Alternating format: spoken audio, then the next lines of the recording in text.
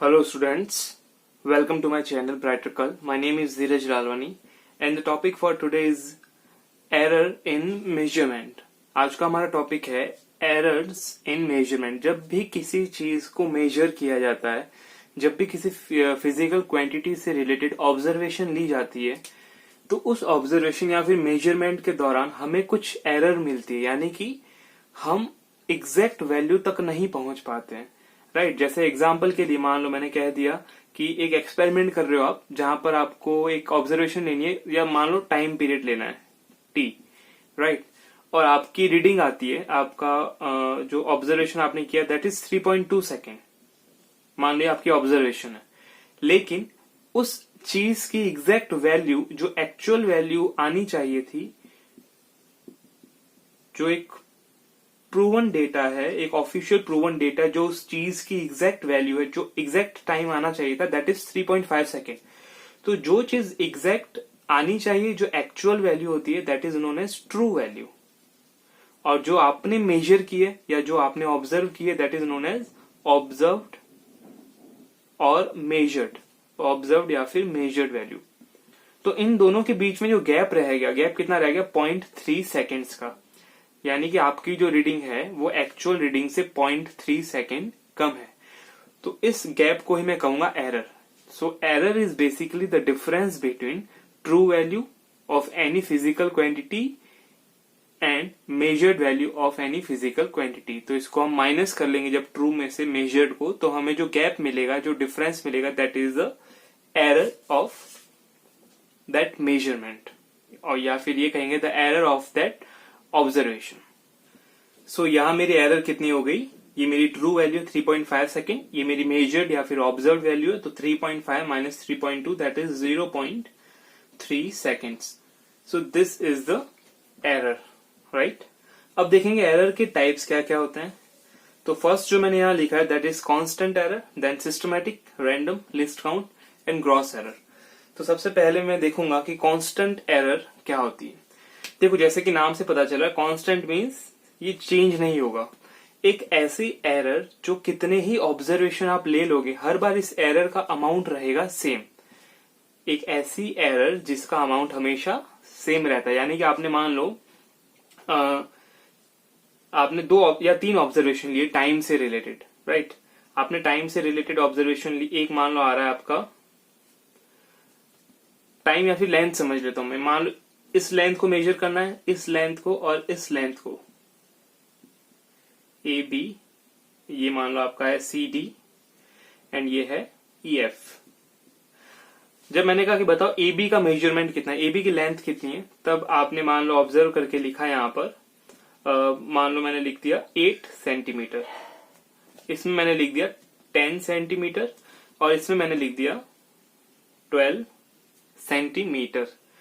तो यहां पर देखो ये तो आपकी ऑब्जर्व वैल्यू है, और एक्चुअल वैल्यू जो थी इसकी मान लो वो थी 8.5 सेंटीमीटर, इसकी थी 10.5 सेंटीमीटर और इसकी थी 12.5 सेंटीमीटर. तो ये तो थी एक्चुअल वैल्यू या फिर ट्रू वैल्यू, और इसको जब आपने मेजर किया तब आपकी वैल्यू है 8 सेंटीमीटर.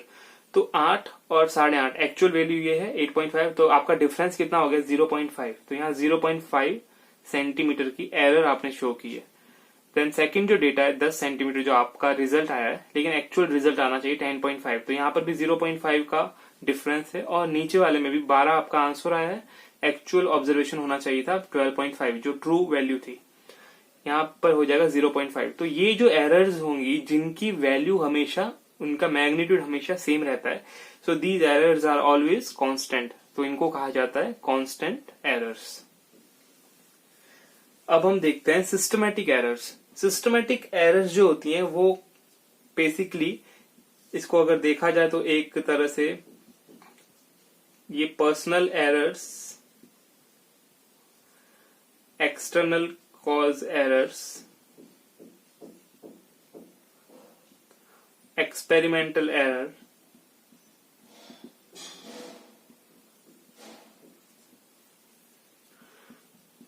और इंस्ट्रूमेंटल एरर इनमें डिवाइडेड होंगी. राइट। तो सिस्टमेटिक एरर जो होती है वो दोनों तरीके से हो सकती है, आपकी वैल्यू ज्यादा भी आ सकती है जितनी आनी चाहिए, और जितनी वैल्यू आनी चाहिए उससे कम भी आ सकती है, राइट।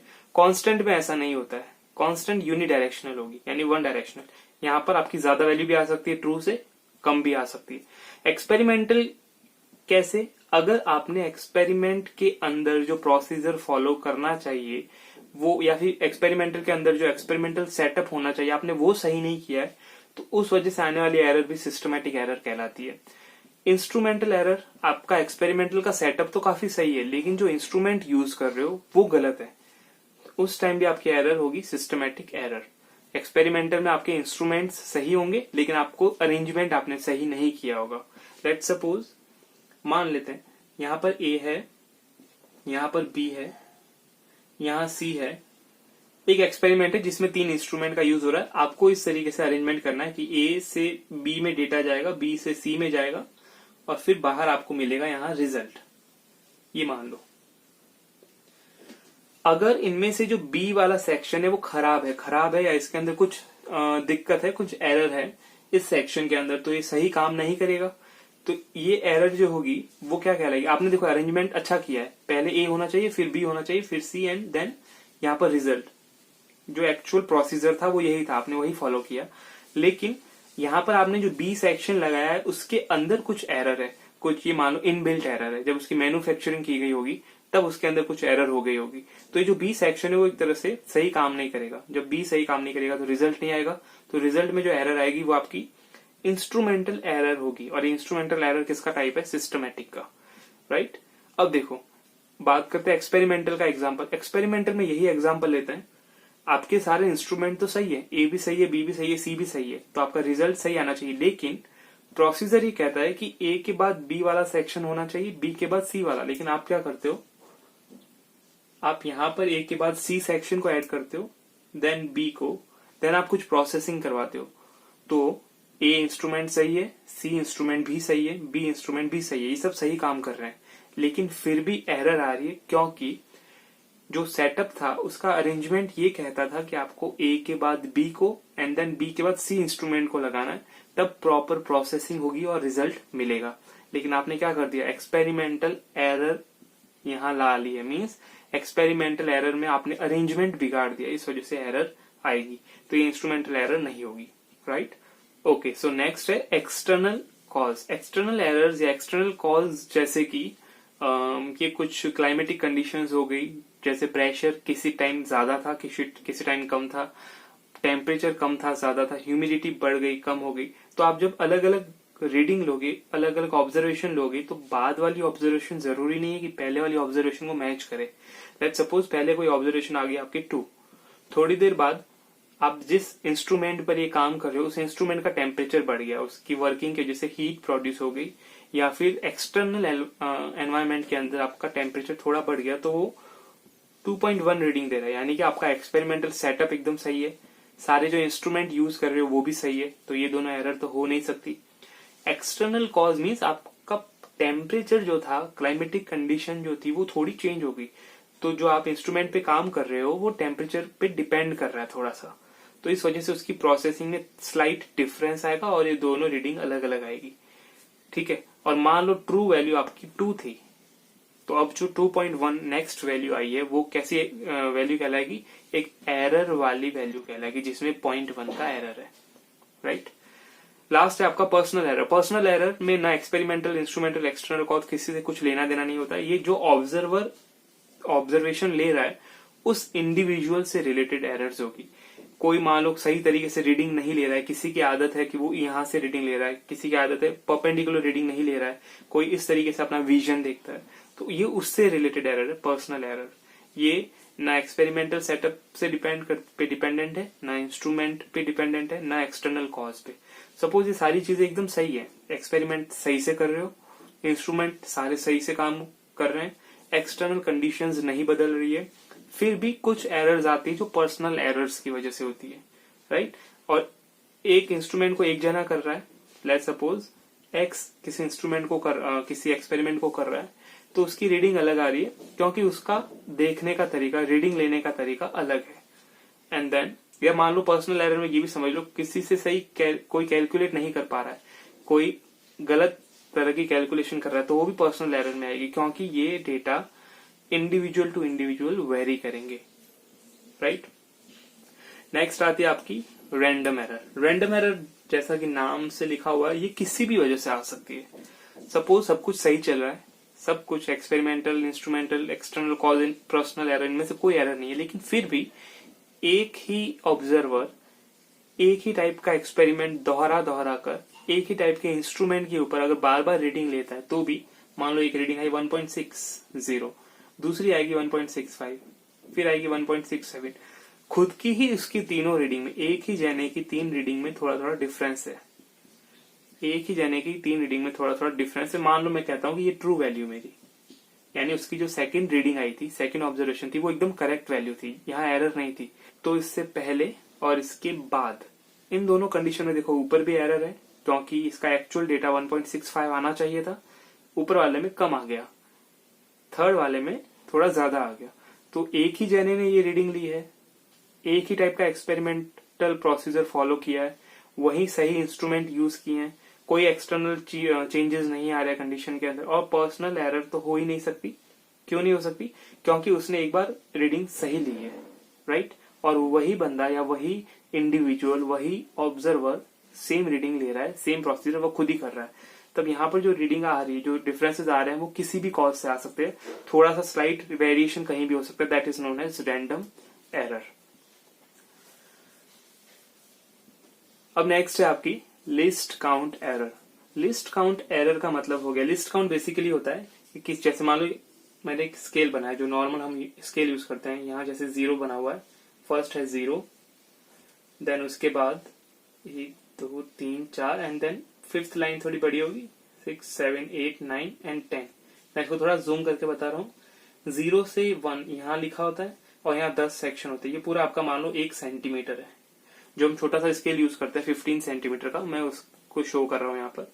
तो यहाँ पर 0 से 1 ये पूरा 1 सेंटीमीटर है, और यहाँ जो एक छोटा सा सेक्शन है, ये वाला, ये छोटा सा सेक्शन, ये होगा 1 mm का, 1 मिलीमीटर का। हमें पता है कि 1 सेंटीमीटर के यहाँ 10 टुकड़े किए होते हैं, 10 सेक्शंस होते हैं, और हर एक सेक्शन 1 मिलीमीटर का होता है। मान लो हम कोई ऑब्जर्वेशन या कोई लेंथ मेजर कर रहे हैं, मान लो मैं मेजर कर रहा हूँ यहाँ से यहाँ तक, तो ये जो लेंथ है from A to B, let's suppose ये जो लेंथ है वो 0.5 सेंटीमीटर से बड़ी है, 0.6 सेंटीमीटर से छोटी है, या फिर ये 5 mm, ये 5 mm की लाइन है ये वाली, और ये छोटी वाली लाइन 6 mm की है ये वाली। तो इन दोनों के बीच में अगर ये लाइन आ रही है, तो आप कंफ्यूज हो जाओगे या आप एग्जैक्ट रीडिंग नहीं ले पाओगे। यानी आपकी जो रीडिंग होगी वो 5 mm से तो ग्रेटर होगी, बड़ी होगी। आपकी जो रीडिंग होगी that will be greater than 5 mm and less than 6 mm। तब यहां पर आपको, जैसे मान लो आपने लिख दिया 5.5 mm, तो क्या ये एग्जैक्ट 5.5 mm होगा या नहीं होगा आपको नहीं पता है। वाई? बिकॉज आपका जो स्केल है उसका लीस्ट काउंट जो है वो 1 mm है, यानी आप 5 mm के बाद सीधा 6 mm पे आ रहे हो, 6 के बाद सीधा 7 mm पे आ रहे हो। तो 5 और 6 के बीच में कितनी एग्जैक्ट रीडिंग होगी? 5.1 होगी, 5.2 होगी, 5.5, 5.9 या एग्जैक्ट 6 होगी, आपको नहीं पता है। तो इस टाइप की एरर जो होती है वो लिस्ट काउंट एरर कहलाती है। तो किसी भी क्वांटिटी या किसी भी मेजरिंग स्केल के लिए लिस्ट काउंट का मतलब क्या हुआ कि उसका छोटे से छोटा सेक्शन कितनी रीडिंग देता है। यहाँ छोटे से छोटा सेक्शन ये रहा, और ये 1 mm की रीडिंग देगा, या फिर ये कहो कि ये 0.1 सेंटीमीटर की रीडिंग देगा, राइट। अब लास्ट आता है आपका ग्रॉस एरर। ग्रॉस एरर जो होगी that will B because of the carelessness of an observer. जो ऑब्जर्वेशन ले रहा है उसके केयरलेसनेस की वजह से, उसकी लापरवाही की वजह से, उसकी जो डेटा के अंदर जो चेंजेस आएंगे वो चेंजेस आपके कहलाएंगे, या जो एरर्स आएंगी वो एरर्स आपकी कहलाएगी ग्रॉस एरर्स, राइट। और इन एरर को आप करेक्ट नहीं कर सकते हो। सो अब हम आगे देखेंगे absolute mean, absolute, relative and percentage error क्या होती है, राइट। ओके, तो देखो सबसे पहले मैंने अज्यूम किया है कि मेरे पास total n number of datas है, total n number of data है, फर्स्ट है x1 देन x2 x3 और इस तरीके से लास्ट डेटा जो मेरा होगा nth data that will B xn। ठीक है, अब ये सारे डेटा हैं, अगर मेरे पास बहुत सारे ऑब्जर्वेशन या डेटा होता है तो मुझे उनका मीन या फिर एवरेज वैल्यू कैसे फाइंड आउट होती है। We know that average is equal to total sum of observation, जो आपकी ऑब्जर्वेशन है अलग अलग x1 x2 x3 इस तरीके से xn तक total n number of observation है divided by number of observation n। Sum of observation upon number of observation से आपको मिल जाएगा एक एवरेज वैल्यू। ठीक है, तो जो भी आप डेटा ले रहे हो उनका एवरेज वैल्यू शो किया जाता है x बार से, या इसको मीन भी बोल सकते हो, मीन वैल्यू। ठीक है, तो इन दोनों का यूज करेंगे हम सबसे पहले देखते हैं एब्सोल्यूट एरर क्या होती है। एब्सोल्यूट एरर को डेल्टा x से दिखाया जाता है। अब आपको देखना है कि हर एक वैल्यू, जैसे मेरा फर्स्ट ऑब्जर्वेशन क्या था x1, वो x1 और मेरा मीन वैल्यू, ये पूरी मीन वैल्यू x बार, इन दोनों के बीच में क्या डिफरेंस है वो कहलाएगा मेरा absolute error for first observation.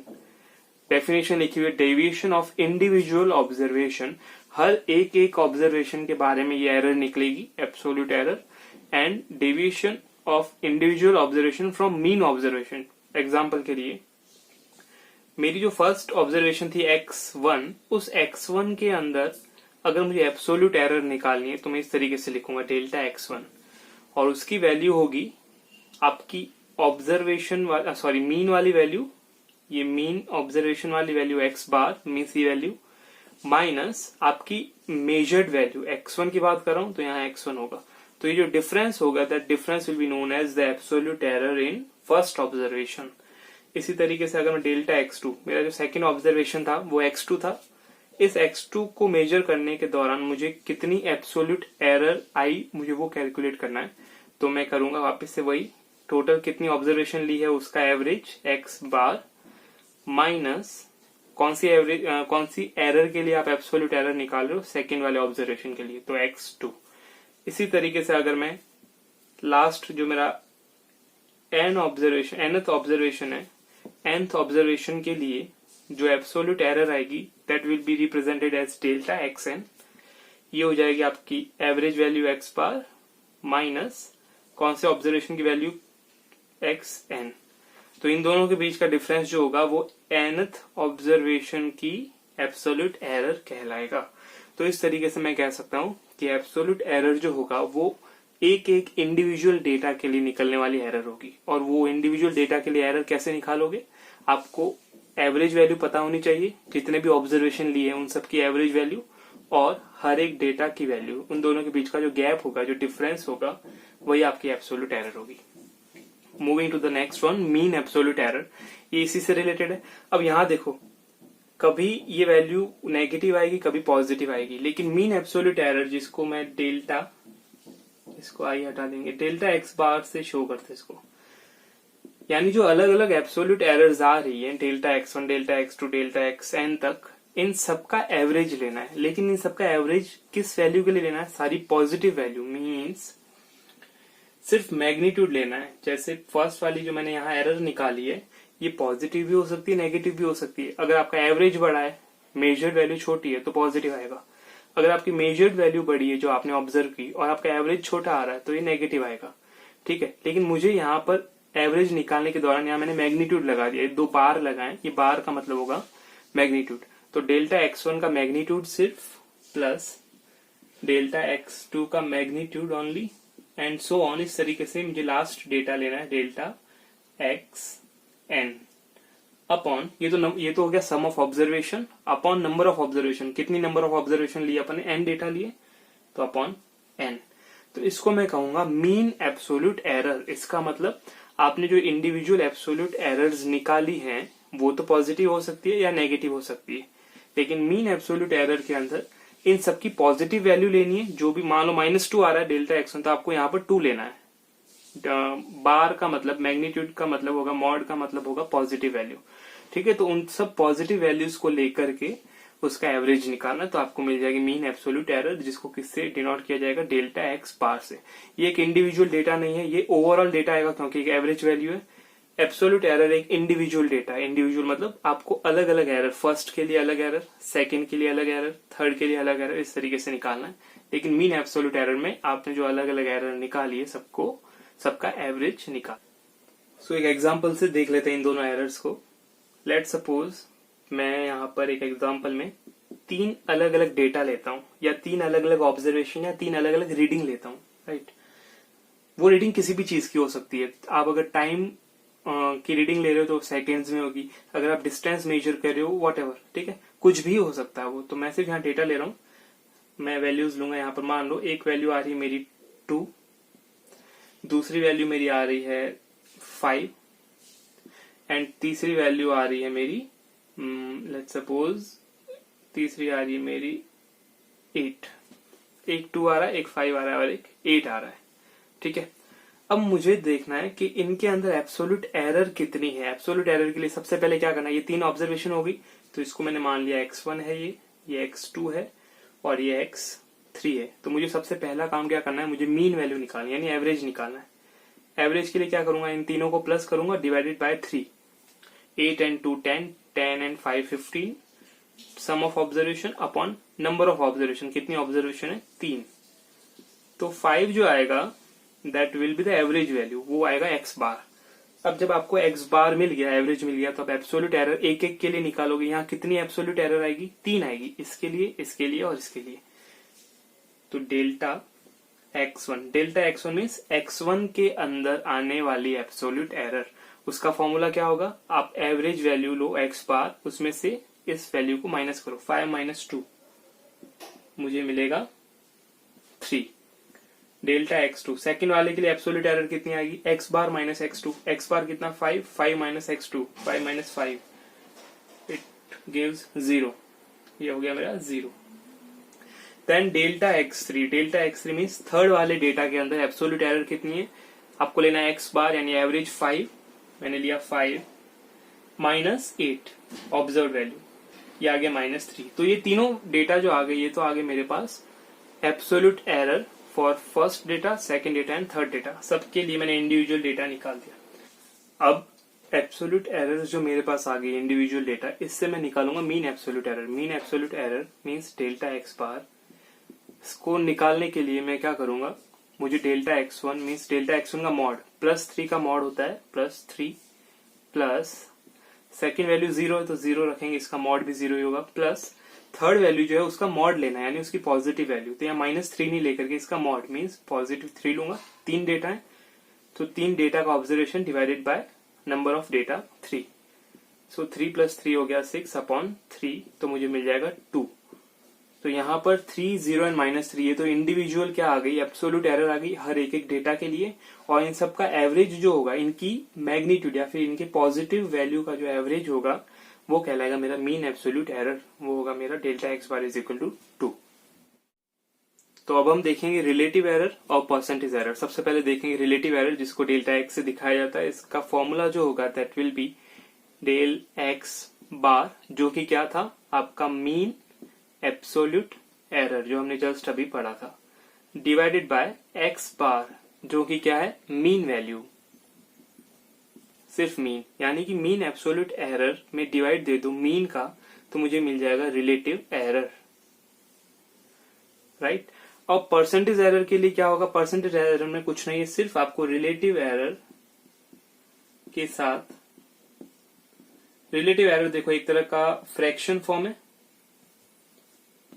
Relative error ये एक फ्रैक्शन फॉर्म है। इस फ्रैक्शन को परसेंटेज में कन्वर्ट करना है, तो मुझे क्या करना पड़ेगा, इनटू 100, और आगे लगाएंगे अपन परसेंटेज का साइन, यानी रिलेटिव एरर होगी del x bar upon x bar, यानी mean absolute error divided by mean value into 100, और यहाँ लग जाएगा परसेंटेज का साइन, इससे मुझे मिल जाएगी परसेंटेज एरर। तो अब एब्सोल्यूट, मीन एब्सोल्यूट, रिलेटिव और परसेंटेज एरर के बेसिक्स हमने समझ लिए। हम एक क्वेश्चन करेंगे जिसके अंदर हम न्यूमेरिक सोल्यूशन से ये चारों एरर को पता लगा सकते हैं। सो ये एग्जाम्पल ये कह रहा है कि आपके पास कुछ ऑब्जर्वेशंस गिवन है 1.1, 1.9, 1.5, 2.5 and 1.0 that is 1। Total number of observation कितनी है, 1, 2, 3, 4, 5। तो अगर ये 5 ऑब्जर्वेशन गिवन है, तो सबसे पहले मैं अज्यूम कर लेता हूँ ये मेरी फर्स्ट ऑब्जर्वेशन है, तो मैं इसको x1 लिख लेता हूँ। ये सेकेंड ऑब्जर्वेशन है तो x2, देन x3, x4 और x5, यानी यहाँ पर मेरा n कितना हो गया, n होता है number of observation, that will B 5। ठीक है, तो यहाँ मुझे मिल जाएगा number of observation will be 5, that is x1। ठीक है, अब फर्स्ट अपन को क्या करना होता है, सबसे पहली चीज है मुझे निकालना है एवरेज वैल्यू, इनका एवरेज कितना है, दैट इज x बार, जिसको मीन वैल्यू बोलते हैं। इसके लिए मैं क्या करूंगा, सम ऑफ ऑब्जर्वेशन, सबका सम करूंगा, that means 1.1 plus 1.9 plus 1.5 plus 2.5 plus 1.0 divided by number of observation. कितनी ऑब्जर्वेशन है मेरे पास, 5 ऑब्जर्वेशन है। तो जब हम इन सबको प्लस करेंगे तो हमें मिलेगा 1.1 प्लस 1.9, ये हो गया 3 एंड 4.5, 4.5 एंड 5.5, 5.5 और ये हो गया 8 डिवाइडेड बाय 5, 8/5। और जब 8 में 5 का डिवाइड करेंगे सो आई गेट 1.6। 1.6 वैल्यू जो आई वो मेरी एवरेज वैल्यू है। अब एवरेज वैल्यू आ जाने के बाद सबसे पहला काम अपन क्या निकाल सकते हैं, एब्सोल्यूट एरर। और एब्सोल्यूट एरर मुझे पता है कि इंडिविजुअल डेटा होता है। इंडिविजुअल मतलब फर्स्ट के लिए अलग निकलेगी, सेकंड के लिए अलग, इस तरीके से अलग अलग निकालनी है। तो डेल्टा x1 के लिए क्या करूंगा, x बार यानी कि एवरेज वैल्यू माइनस मेरी ऑब्जर्व वैल्यू 1.1, फर्स्ट वाली वैल्यू 1.1 है तो मुझे मिलेगा 0.5।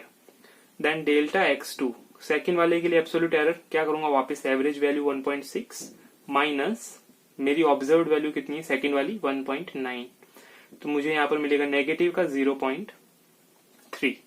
सेम डेल्टा x3 के लिए मैं वापस से एवरेज वैल्यू 1.6 माइनस थर्ड वाली ऑब्जर्व्ड वैल्यू है 1.5, I will get 0.1।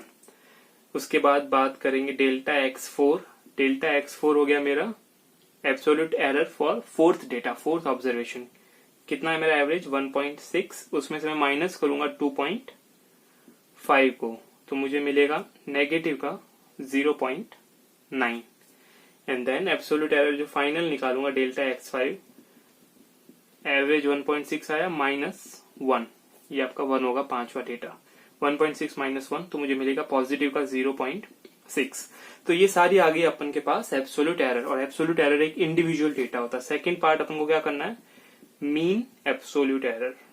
Mean absolute error, mean absolute के अंदर क्या करना है, ये जो अभी सारे डेटा मिले हैं मुझे, इनका पॉजिटिव पार्ट लेना है, यानी कि मैग्नीट्यूड लेना है और उनका एवरेज करना है।